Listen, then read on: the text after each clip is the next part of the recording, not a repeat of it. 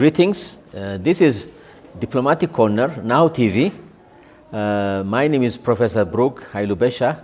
I am in the Japanese Embassy. Tonight, for a change, we are in the Japanese Embassy, taking part in a very important event, meeting, organized by the Embassy of Japan. And this topic that we had was about humanitarian and developmental engagement of Japan in Ethiopia, and also voices of Japanese women who work in Ethiopia as well. The event was well attended by high-profile UN officials, ambassadors, diplomats, Ethiopian government officials, local NGOs, international NGOs, profit and non-profit organizations. So stay put for our program from the Japanese Embassy Diplomatic Corner. Thank you. Keep on watching us.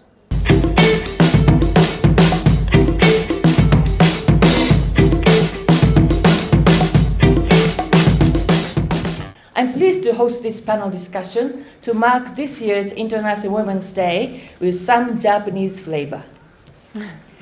For the Japanese government, gender equality and women's empowerment are some of the highest priority issues for both our domestic policy agenda and for our development cooperation policy. Although Japan's world standing on the Gender Equality Index is not as high as I would like to see it, and I have something to say about the way the WEF measures the Gender Equality Index, but in any way, Japan, in long history, has generated many interesting and powerful women. According to the oldest official Japanese history record, Kojiki, which was commissioned by the emperor of the time and written in the year 712, and in an indigenous religion called Shinto, whose chief priest has been the emperor of Japan for over 2,000 years, the highest ranking deity is a goddess named Amaterasu, a daughter of Izanagi, and her name means great deity to lighten up the heaven. Yes, Japan is a country of sun goddess. In the early 11th century, the Tale of Genji was written by Murasaki Shikibu, or Lady Purple in English, a female tutor for a princess of a noble family. And she wrote this book, which is supposed to be the world's oldest long-form novel written by a woman. It has 54 chapters.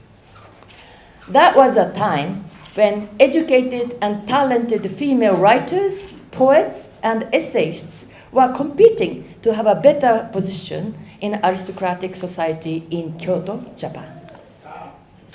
In the early 12th century, when the samurai warriors established a government to rule Japan, there was a female leader, a widow of the first shogun and the mother of the second and the third shogun named Hojo Masako, who led the government after there was no male heir for the position of the shogun. There was also a famous female warrior who fought against men and survived 2 big wars, although she lost husband in each war. Even the time of Japan's civil war in the 16th century, there were a few female lords who reigned over their territories and led the war to defend them.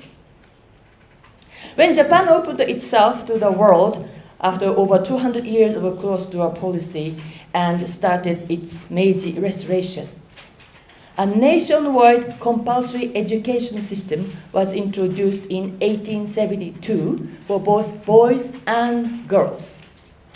And 1 year before that, in 1871, after recognizing the importance of educating women and gender equality, the then Japanese government sent 5 ambitious girls to the United States. And one of them established a renowned women's university in Japan, which continues to exist today and attracts brilliant female students. There was a feminist movement in Japan in the early 20th century, which was, like other democratic movements, oppressed by the militaristic government of the time. After World War II was over, we changed our society to one in which women and men are equal, starting our new constitution and the free election. Today, we are proud to see many individual Japanese females active in the international scene, like Mrs. Ogata Sadako, who led UNHCR for 10 years. And after retiring from UNHCR, she also became the president of JICA, Japan International Cooperation Agency, for over 8 years. Today, I'm delighted to introduce you the 4 Japanese women actively working on humanitarian and development issues in Ethiopia, and we would like to discuss about how we can work with and for vulnerable people in Ethiopia. These 4 women are coming from the country of Amaterasu, the goddess to lighten up the heaven, and a country where education of women has been respected for over 1,000 years. They inherited the gene to fight and lead in a difficult situation, and they are brave to leave the comfort of their mother country and work for less blessed people around the world, just like Madame Ogata. In Ethiopia, there are many issues related to vulnerable people, and many expats have been working in international organizations and NGOs. Today, I'd like the panelists and audience to share your experiences and think about what we can do together, especially for the vulnerable women and girls in Ethiopia. Now, I would like to move on to the panel discussion. After the initial rounds of discussion, we'd like to welcome questions and comments from the audience. Let me first introduce today's panelist, Ms. Kagoshima Mariko, Deputy Representative for Program of UNICEF Ethiopia. Mariko-san has been working for UNICEF for over 20 years, and she worked in many Latin American countries, as well as in Afghanistan, Uganda, and Angola. Ms. Ura Kaori-san, Program Director of WFP Ethiopia. She started her career in a very, very famous and rich financial security companies like Goldman Sachs, but somehow she moved to WFP and humanitarian area and worked various African countries, including South Africa, Senegal, Mozambique, Cameroon, Guinea-Bissau, and South Sudan, and also Lebanon as well.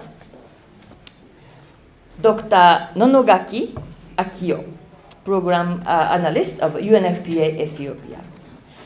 She is a registered nurse and has a PhD in nursing. She worked in Ghana, but also she had extensive research in Cambodia. And Ms. Matsukuma Mai, Program Coordinator, Good Neighbors Japan, which is a Japanese NGO. But she used to work in UNDP Tunis office and also a consultant in Abidjan. Now, these are 4 panelists today. I would like to start the comments from statement from the panelists. First, please introduce yourself in a brief manner, and also state why you joined the organization you are working right now, and why you came to Ethiopia, and a brief explanation of your current work in Ethiopia.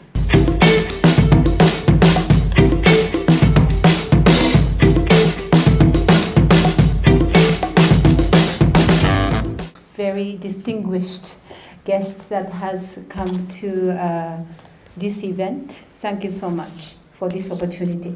So I'm Mariko Kagoshima. I'm working for UNICEF, United Nations Children's Fund, as a deputy representative. My job is to coordinate everything we do as a program in Ethiopia as UNICEF. And UNICEF program, we cover everything that affects children. So UNICEF work is guided by Convention on the Rights of the Child. That is the most ratified convention in the world. There is only one country in this entire world that hasn't ratified this convention. So for us, this and the UNICEF is mandated to ensure that the government can implement this, the rights of children. In Ethiopia, we have education, we have nutrition, we have health, we have social protection, and we have water and sanitation program. And we work both for humanitarian response as well as development programs. So why UNICEF? You know, in Japan, we have a very famous goodwill ambassador called Ms.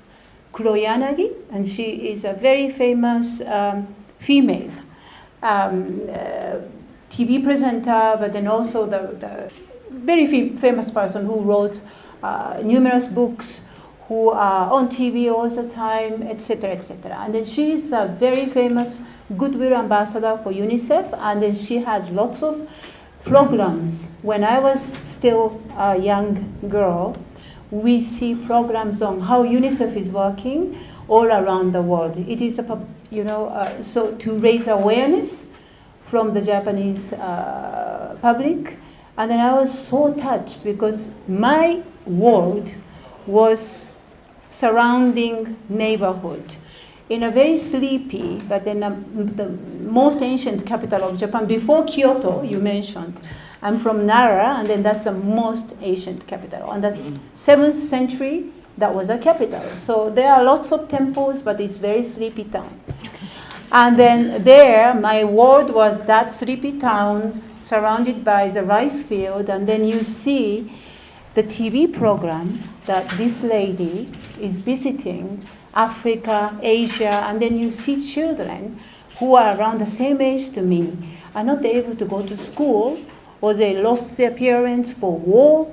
I was so touched, and then I thought, wow, this work is amazing. Of course, many years passes, and then you never know how to join the UNICEF, but then in the end, I persisted. I wanted to work for UNICEF. And then that's how I came to work for UNICEF. And then from the day one, I am really grateful that I am working for the organization that I really believe in, whose mission that I was passionate about since I was very young.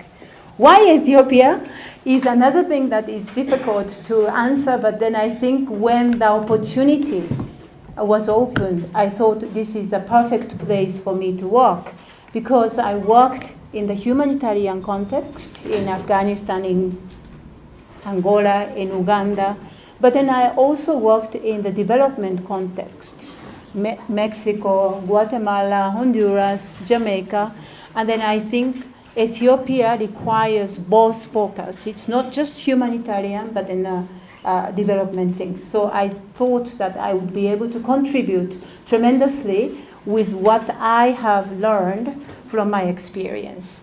And of course, Ethiopia is such a huge operation with huge population. And if you make a success, if you can change some of the indicators in Ethiopia, you can you can move the needle in Africa and then in the world. That inspires me, and I am very grateful to be able to work in this continent. This is a fascinating country with fascinating people, and then I am so grateful for the opportunities to work in this environment. Thank you.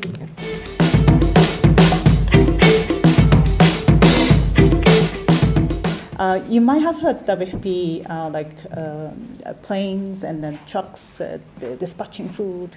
All of that is not really what I cover, but everything else mostly I cover. Basically looking at the assessment, planning, implementation, and then monitoring, and also evaluation sphere as well of the program implementation. And in WFP currently in Ethiopia, we have relief assistance. You might have seen food distributions to vulnerable population, food insecure population. We have about 20 million, more than 20 million people who are food insecure in this country. Also, we have nutrition programs, really partnership with UNICEF. UNICEF covers the severe malnutrition. WFP covers the moderate malnutrition sphere, and also we work on the prevention of malnutrition. We also do refugee assistance. We also do school feeding. Also, we have resilience activities. So also we have both the humanitarian as well as the development assistance. Also we do capacity strengthening of the government institutions as well. So all of that I oversee, all of the planning, implementation of those projects. And also I oversee some the assessment teams as well as the monitoring team. So that's what I do now here. The question was, why did I choose WFP? It's a very interesting question because since I grew up, I wanted to do something helpful to some vulnerable population, which was really vague. And then I started to learn about this type of work that exists. And then when it came to the opportunity of actually, I got the support of the Japanese government. There's a program called JPO program, so Junior Professional Officer, financed by the government to be sent to United Nations agencies. And I was looking at various agencies, and I heard WFP is really on the ground and really close to the population, vulnerable population. And that's what I exactly wanted to do. So I decided to join WFP, and until today, I'm really happy to be part of this organization. And what I want to do is really matching with the organization's vision. Why Ethiopia? That's also an interesting question. So before here, I was in Lebanon, actually, doing the head of program as well, the same role. And I really enjoyed that position because I get to oversee various activities and trying to create the linkage, trying to make the improvements in terms of monitoring. And so I wanted to do it again. But Ethiopia was a much more bigger scale, as Mariko-san also mentioned. And so, this was a golden opportunity for me to really progress my career. And luckily, I was chosen to be here. So I'm really happy to be here and serve for the population. Thank you.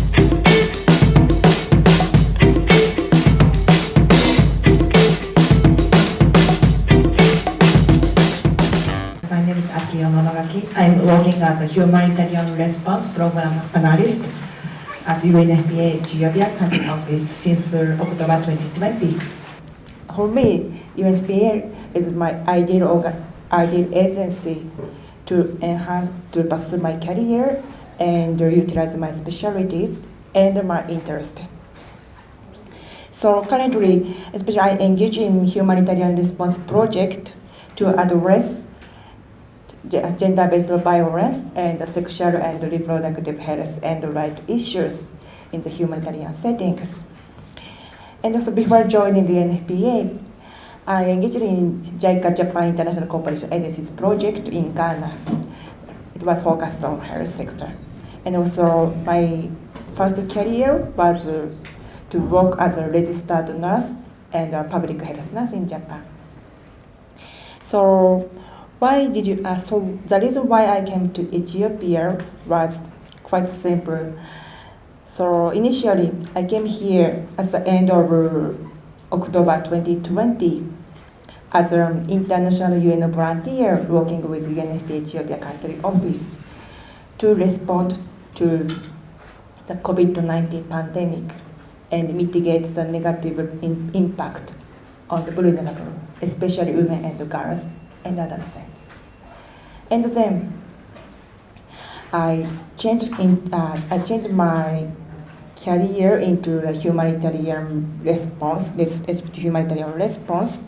to deliver life-saving services in difficult settings. So this is my reason to come here. And actually, my initial plan when I come here was only 8 months to work here, but I wanted to work in this country and deliver life-saving services, especially for the vulnerable in this country. So I decided, so I negotiated to contract my contract extension, and finally it leads to 2 years and 5 months. Thank you very much.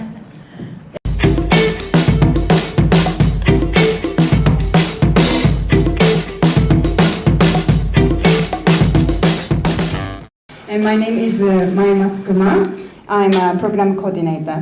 And we actually are now implementing several development and also humanitarian projects funded by the government of Japan and here in Ethiopia. So my work is basically managing all the Japan-funded projects, also applying for the new projects with the Japan Fund, and also if there's any collaborations, opportunities, I'm trying to find this kind of. And so why I came to Ethiopia is actually I need to talk about my previous job. I was in the UNDP in Tunisia 2020 to 2021.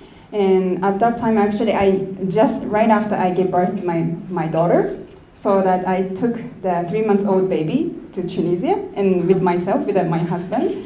And because my husband actually is doing the research here in Ethiopia. So, and then I actually very enjoyed the UNDP work in Tunisia with my husband, actually. I enjoyed actually. But at the same time, I kind of feel lonely, and I was actually working for the peace building and social cohesion field in UNDP Tunisia. But I feel like I need a cohesion in my family first. So that I decided to come to Ethiopia. So at first, when I came here, I didn't have a job.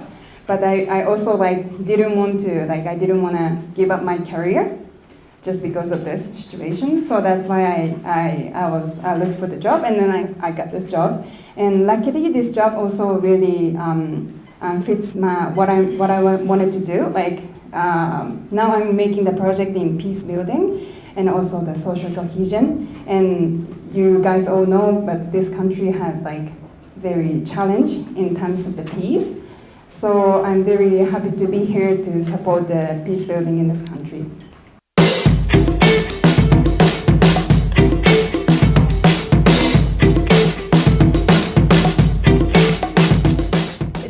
There's always the juggling work of, okay, there's an emergency, we have to respond immediately, and all these actions that comes on our desk. And at the same time, we cannot lose sight on the long-term investment work.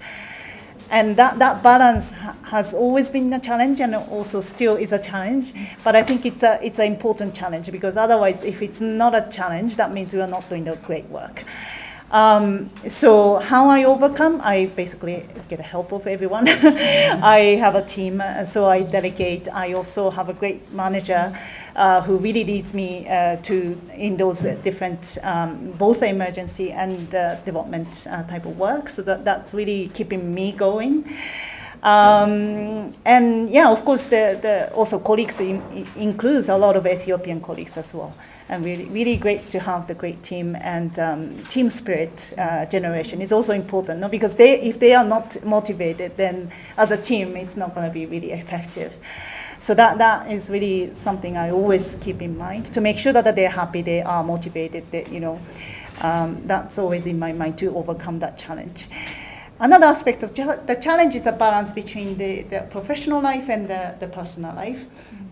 I have a husband and children, but after the evacuation of over a year ago, one of my daughters didn't want to come back.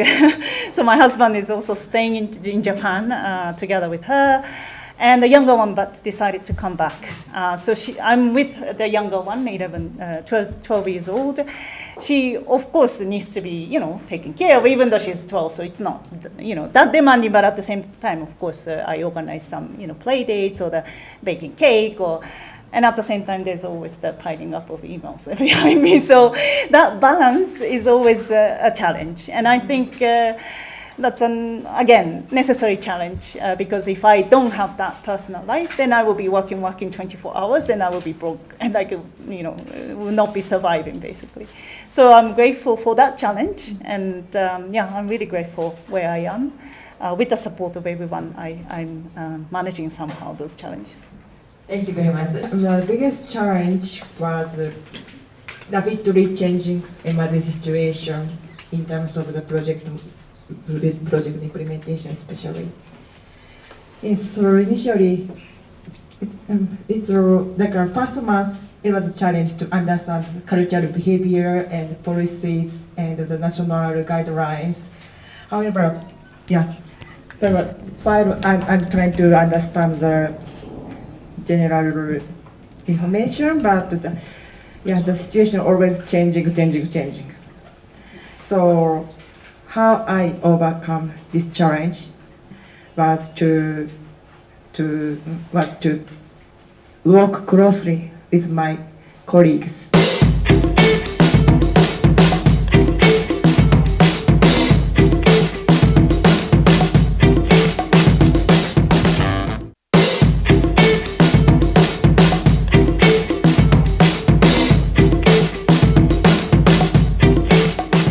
Through these challenges or through your work with the colleagues in Ethiopia, what did you learn, especially working with your female colleagues in Ethiopia? And what would be your wishes or say plan or advice, ambitions for your future work here in Ethiopia? Now, but yes, the significant thing is how to build a teamwork in this country. And I think from my experience in this country, the best way for me was to eat together, sit together, especially during the mission. So during the mission, we always eat together breakfast, lunch, and dinner. And always eat injera. One plate injera. So during that time, we always can talk like a very casual. What we the challenge we face and what we learned from the missions and what is the plan next. Informal meeting and also lead us to very fruitful discussion. That I made to visit WFP site, which was in Dorado in Somali region, southern part. And we met this women's group, savings group, that WFP and our partners helped to form. And I was invited to enter this hut where the women are, and they were sitting. And before they were opening their mouth, I was thinking, well, they look really vulnerable. They don't look, well, they were not smiling at the same time. So it was like, well, maybe they were really in a difficult situation. But as they described the situation, it gave me a lot of hope. Because basically what the women were doing together is that they form a group and then they started contributing small, little by little. It's actually refugees and the host community both actually, women gather. And small, like 100 or something, right? Really small, but try to gather. And they make their own rule and they make their savings. No? And then as they continue doing that, it becomes quite a sizable cash. And then they gather all these business ideas among themselves, and then they compete among themselves. Okay, I have the idea of buying a sewing machine and then sell it so that I can get some money. Or I want to buy some goats and sheep, and I want to take the milk and make the ribbon. And then they vote each other to decide the winner, and then the money goes to that investment. And it goes around like that. And then it's been several years like that. And then actually they give us all these amazing stories of each one of them, actually, how they made their businesses and be able to actually be self-reliant. And also more sort of confidence, no? Because they were used to rely on their husband's income or different people's sort of assistance. And now they say they're really happy to be part of this and they can do something. And so, sort of going back to what I mentioned earlier, but I think, yes, situation is really difficult, but there are small things that can really change individuals' lives.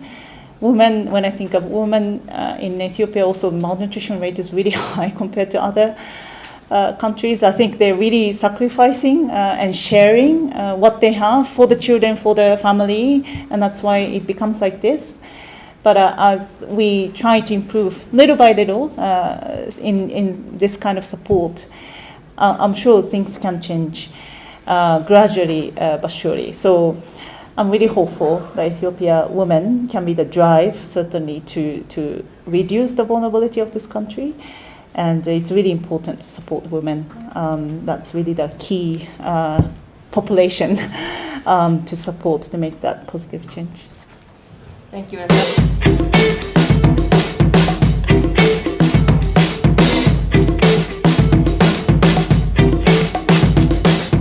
I have met many women leaders in this country. At least the partners, the UN, our partners whom I met have great women leaders. So what I want to say to Ethiopian women is to be proud of your leaders in these countries. And yes, and I would like to show together our behavior that women can be a leader. Thank you very much. To face some very difficult situations, but they are working with a team. And actually, Japan is very famous for working in a team.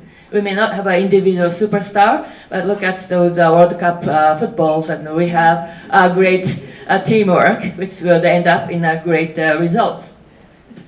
As a woman, also, especially as a mother, they also struggle the work-life balance, especially when you're facing a very, very challenging job. And I think this is the same no matter where you are. And also, you do need a good communication with people around you. That might be also helpful. And in order to survive and do a good job, you do need a positive mindset and keep learning. And also, you would pay the respect to those people who are resilient, and also you yourself is working very hard and dedicated to their work. And you also have those messages from the four panelists.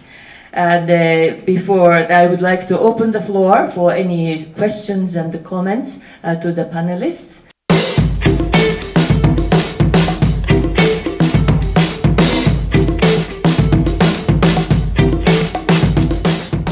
Panel of strong Japanese women. My question to the panel is, as Japanese women, is there anything from your culture specifically that you've brought to your work and to your work in humanitarian and development, something that you think that is distinct, that you've built, like many of you built over decades, so I know you've been away from home for a very long time, but I'm interested to know if there's anything specific. Thank you. Thank you very much, Your Excellency, and our panelists.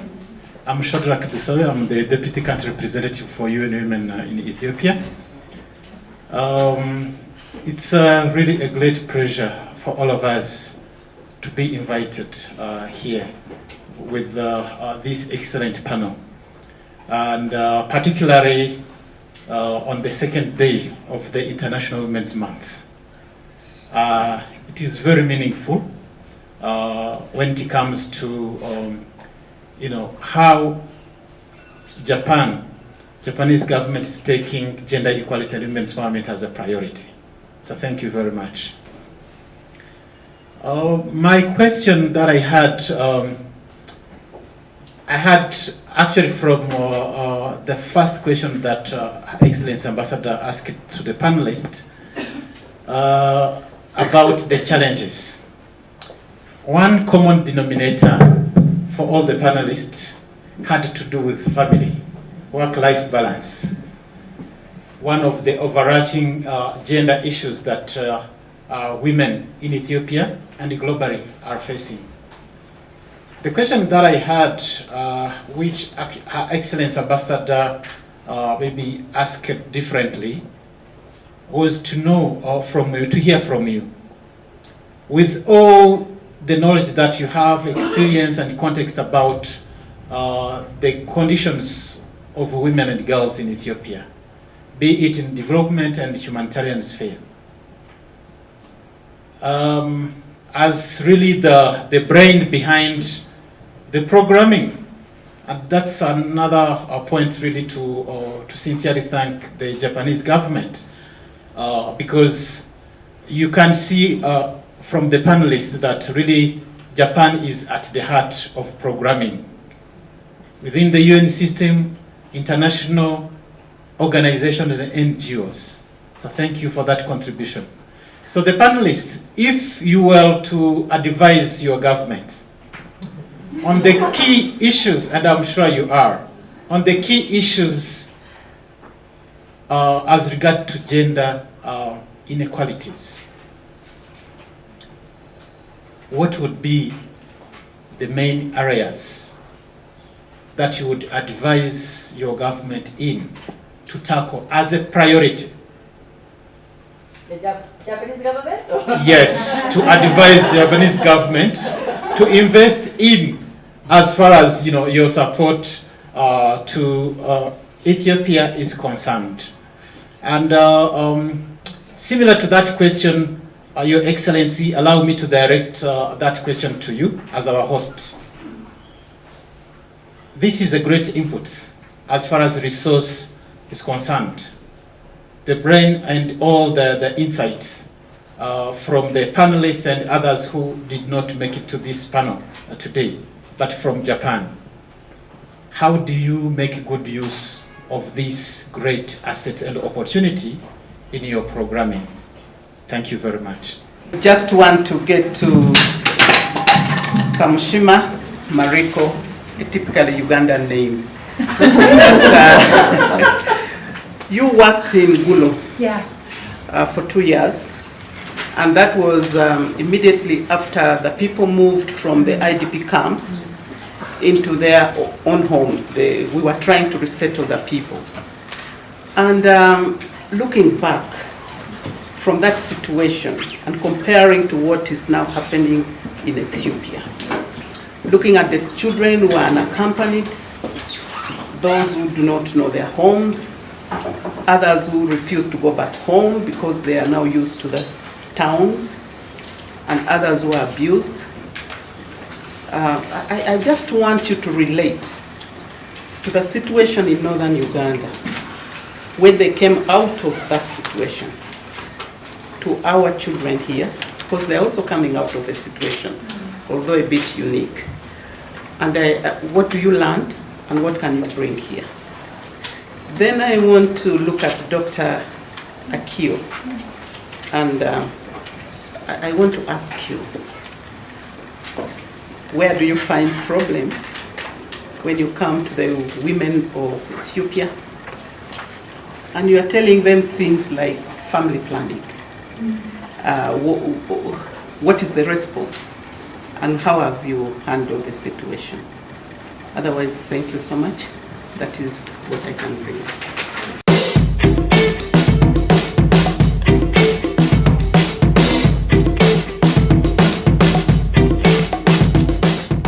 Okay, thank you very much. So we have the three questionnaires.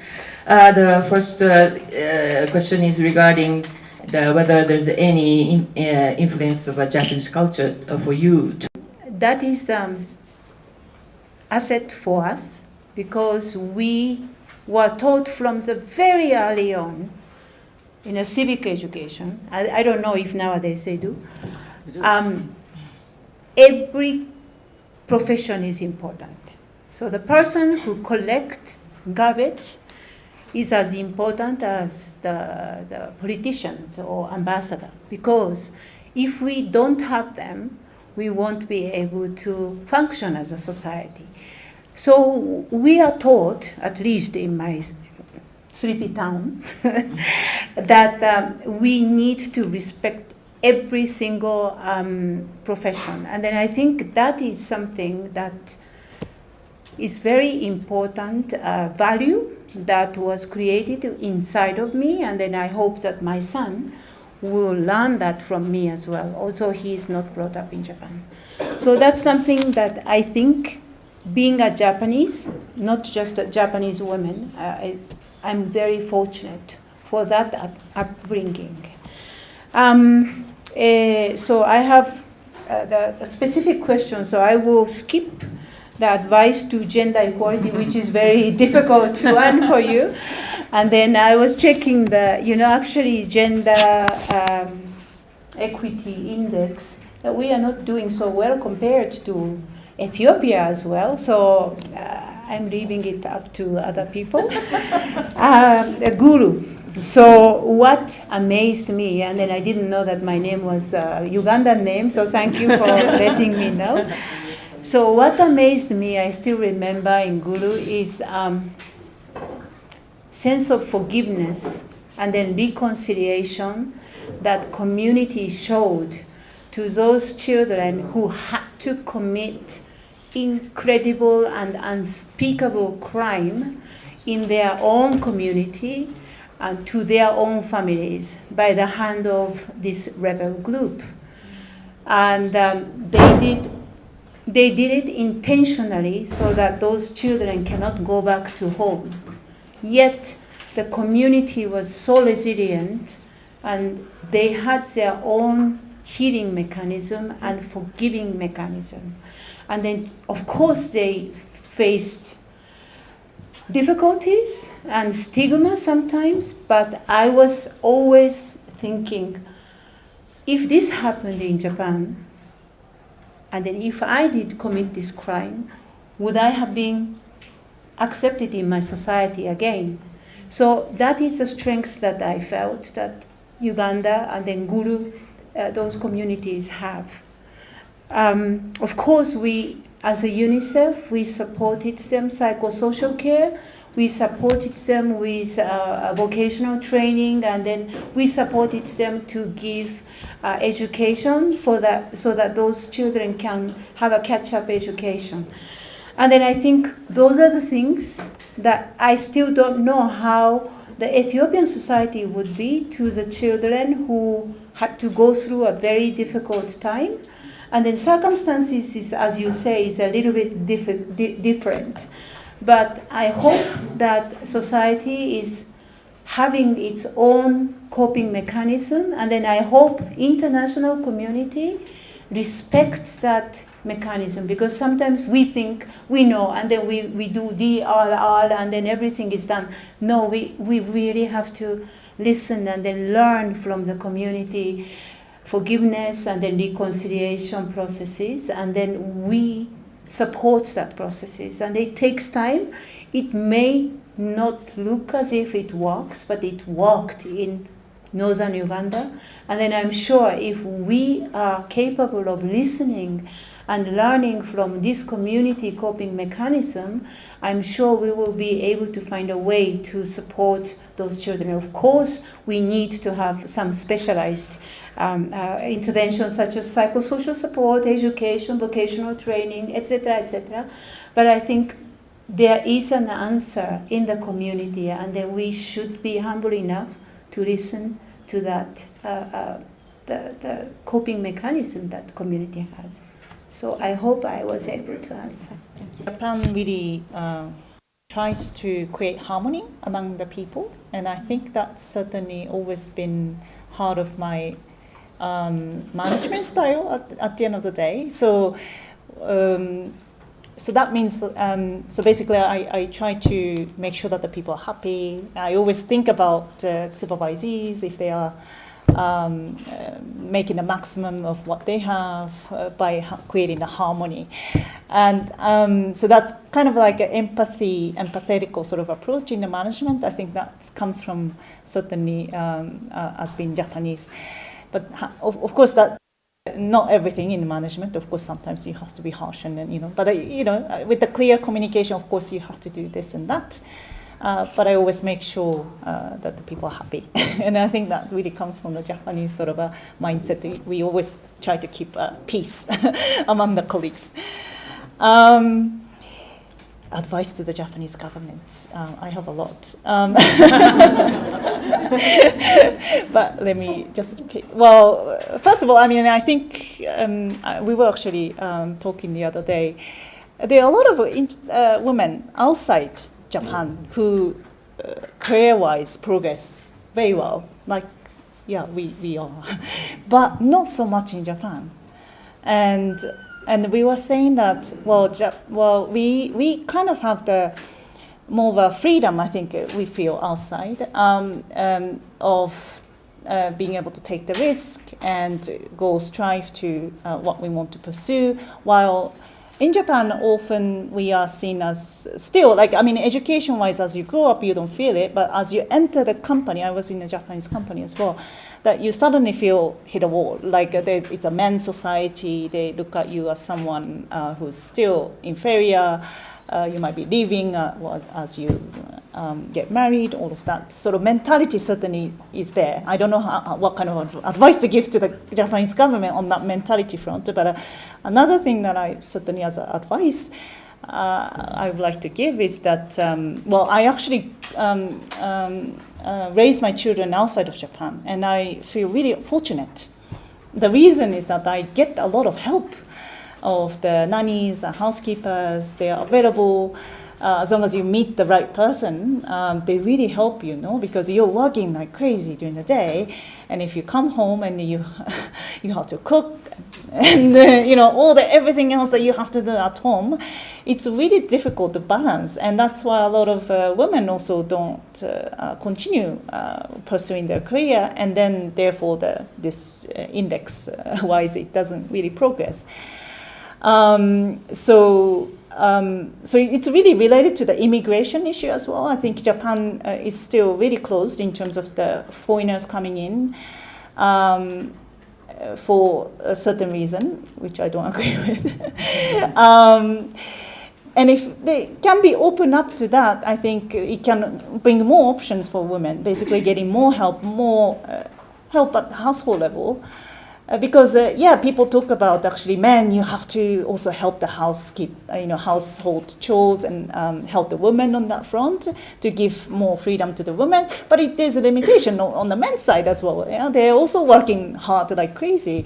Then I really feel bad for my friends who are trying to do that balance of two of them. I mean, men and women. Husband and wife try to work and at the same time come home and then cook and then bathe the children and do everything. On the weekend they clean and all of them. And I don't have the confidence I can do that without the help that I had throughout my African sort of country. I went to many of the African countries with a lot of great help of the people that I lived with, and that's how I managed it. So that will be certainly number one recommendation for the Japanese government. Question about the family planning. Thank you for your question. It's very critical issues in your agencies. So the problem, it should be common to other countries, but in this country you have supply side issues and demand side issues. And the supply side, like stock management and supply chain management, is one big issue in these countries. And in terms of demand side, like family planning is a very sensitive issue to talk with others, and especially for adolescent and young generation. So once they want to get some family planning commodities, they need. Sometimes it might be challenging for them to access to the various facilities to get family planning commodities. There are various kind of reasons that they hinder them from the access. So as a UNFPA response, so especially for the young generation, including adolescents, we promote the youth-friendly spaces that is located in the health facilities, mainly health centers, to advocate and disseminate the necessary information on family planning and gender-based violence, and also sexual and reproductive health and right issues.